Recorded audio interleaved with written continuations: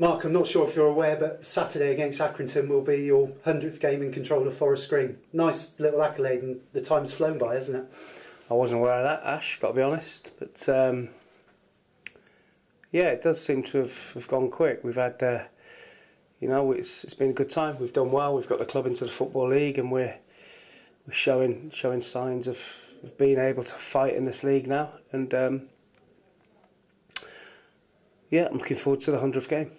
And incredibly as well, you're one of the longest serving managers. That just shows how precarious management is. Yeah, it's ridiculous, isn't it? But that's what social media, that's the modern, every time you turn a radio station on, should so-and-so be sacked, or he should now time to sack him. Whereas before it never really got mentioned, and managers were there for 4, 5, 6 years, So, but that's the modern day, and social media, and that's what happens. It all spirals out of control. But yeah, another season, I'll probably be in the top 10. Yeah.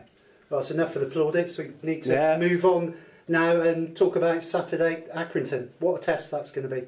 Great game for us. These are the games that you want to play, and you want to be judged in, because we have to gauge ourselves against these top teams. Accrington have done fantastically well. They've got that real momentum. They're top of the league, and should be a great game. We played really well here in the home game. We were really unlucky not to get anything. So we're looking to address that on Saturday. Yeah. You surprised how well Accrington have done? Not really, because they seem to be up there every year. So they've had 3 or 4 years where they've constantly been up and around the playoffs, or the year before they should have got promoted and drew the last game against Stevenage when a win would have got them up. But good people there, and John Coleman and Jimmy Bell do a great job, and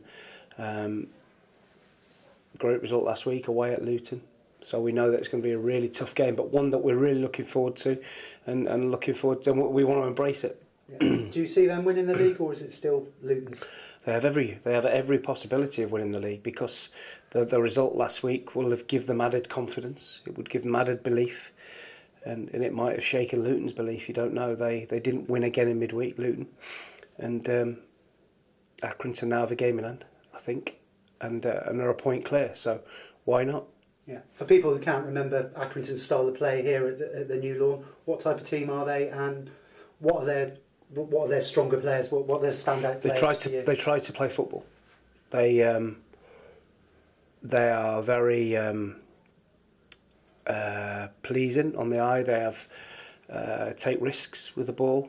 They have 2 very good strikers in Billy Key and Caden Jackson. One is your typical hold-up player and hold it up and set the ball for Caden Jackson to get him behind, and Billy Key will then get in the box, and he's scored 20+ goals this year, I believe.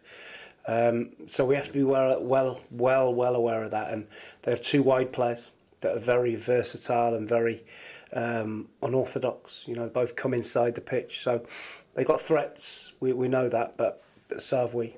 Yeah. You talk about good strikers. You've got a couple of good strikers. First of all, Christian Doidge, has he got any chance of Saturday? No. No. No, he'll be fit for Tuesday against Crewe. Okay. Obviously, Tavon Campbell came on and made a huge impact. Has he given you a selection dilemma for Saturday? Definitely. It's, the other thing is we're away from home. Do we pay Accrington that utmost respect and go with 1 striker, or do we believe our own ability and play with 2? So whatever we do, we'll have to be at the top of our game. Yeah. Bit of a mixed day last Saturday. Looking back at Notts County, you were definitely pleased with the second half. You need more of that again on Saturday. Yes, it's you can't just turn up for 45 minutes, and for all the cajoling and getting after the players that we have to start well, before the game, and come on, we have to start this game well. We've got to be on the front foot. It goes flat, so it's they have to, however they do it, be up for at least 60, 75 minutes. Can't just play for 45 minutes. And sometimes that's the players have got to embrace that and say, right, come on, we're going to be at it right from the start today. And that's what we're looking for on Saturday. Yeah. 10 games to go now. You've got a little bit of a buffer between the bottom 2 and yourselves. Are you resting on your laurels? Do you think, Ash? Yeah, you can never ever rest on your laurels in this game. You know, it was quite a good result for us in the week. Barnet and Port Vale drawn. We still have that gap of 7 points, and with some of the teams you have a better goal difference, so you can count that as 8 points, and that's quite a lot with 10 games. Well, Barnet's case, 9 games to go, but we've still got to stay focused, and we have to keep picking points up. Ruben Reid spoke to the club this week and said, you know, he's happy that there is something to play for. It's not that time of season where you're getting your towel out and thinking about your holidays. That's right. Yeah, definitely something to play for. We want to finish really strongly. We want to put ourselves in a position at the end of the season where we've got real momentum going into next year. First of all, we need to make sure we're mathematically safe, and that's the ultimate aim at the moment. So I guess from that, you're saying you're not even thinking about next season at the moment, and players. Yeah, constantly planning, constantly thinking. But so the main objective is to secure Football League status in our first season, and we have to. That's our main priority. Yeah, you had one in this week, Arlen Birch from Burnley. Is there any more to say on that?